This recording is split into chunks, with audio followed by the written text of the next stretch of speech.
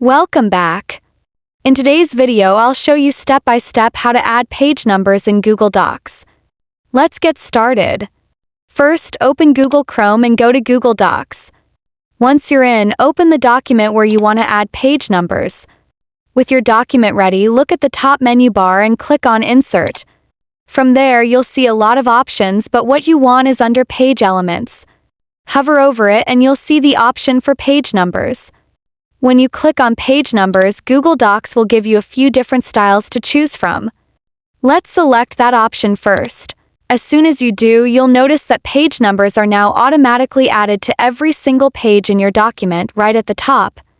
Now, let's say you'd rather have the numbers at the bottom of your pages instead. To do that, go back to the Insert menu again. Just like before, hover over Page Elements, then select Page Numbers. This time, choose the style where the numbers appear in the footer. Once you select that, you'll see that page numbers now show up at the bottom of every page instead of the top. And that's it. If this tutorial helped you out, don't forget to hit the like button and subscribe for more simple and useful tech guides.